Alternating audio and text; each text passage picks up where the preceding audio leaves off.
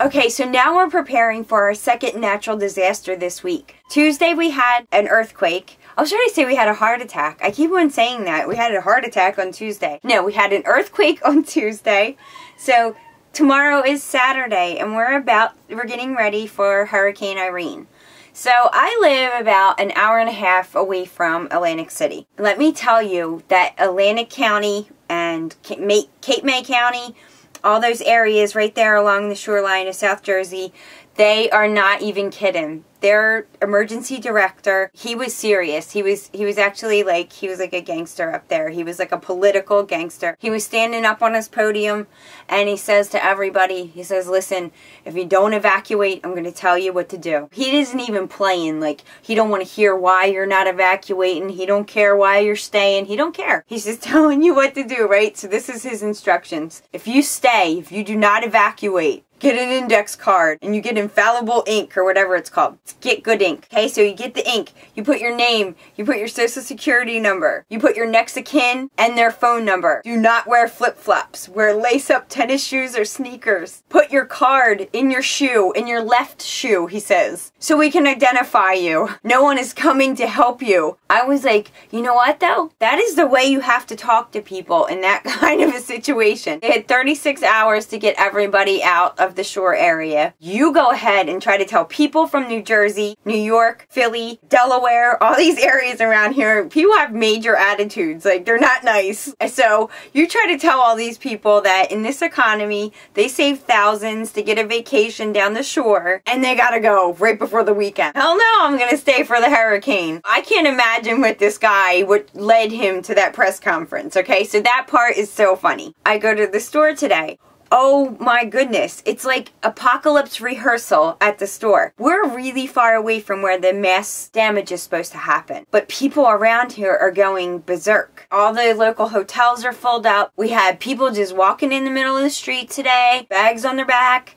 It was so funny, like at the store, people were really upset. The little go-karts that they use at the store, those little, they're not go-karts, those little electric carts that they use at the store, they were getting used so much by the older people. The one guy lost his charge. He was just stuck right in the middle of the aisle. He lost his charge. It was a total sin. And my mother's the worst one of them all. Mom, I'm sorry if you're watching this, but you crack me up. It was Thursday. So right now it's Friday night. I'm making this. Thursday, early afternoon, I get a phone call. I have my niece here. My mom and my sister live together. My mom had my sister call to pick up her daughter, which is my niece. She says, Camille, listen, we're gonna come get Alexa because the hurricane is coming. Now on Friday it's raining, right? So I look outside, it's all gray and raining and nasty out, right? And they're doing all this news reporting on the hurricane, and my mom must have like went into some weird, I don't know, survival mode. She was like, we have to get out now, we have to get gas, we have to go pick up Alexa,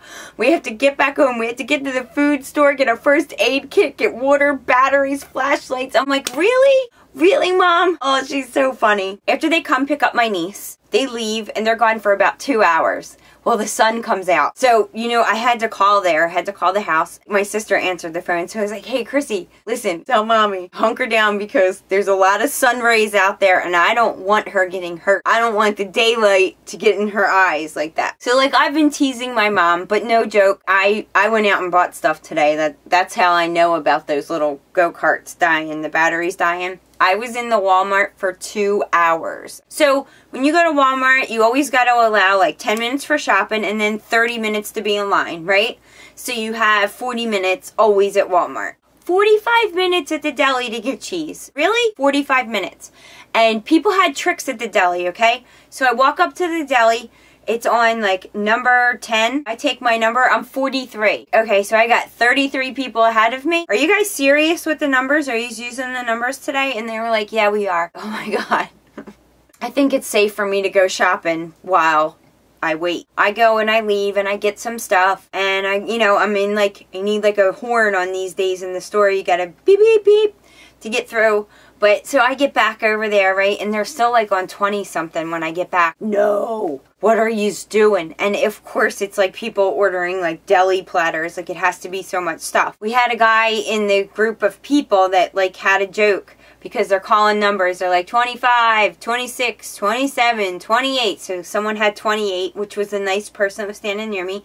I was so happy that he got to go up and give his little number. And I'm like, please keep going. Come on, we got to get to 43. Let's go. I want to go home. So they keep on going and going and going. So now we're up to 38. So this man out of nowhere walks up and he says, I'll take number 38. Girl goes, you can't just take number 38. He was like, no, why? You called it. He was like, I want to take 38. I started laughing.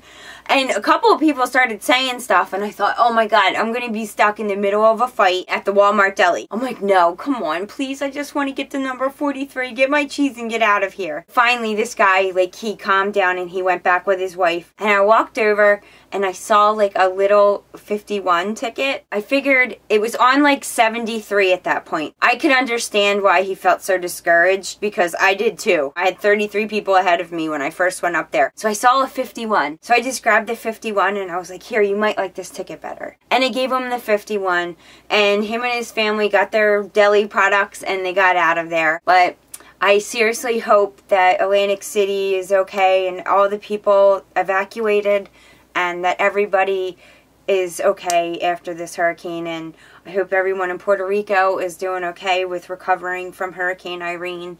And I can't wait till it's a memory. Okay, guys, and I'll talk to you with the aftermath of the hurricane.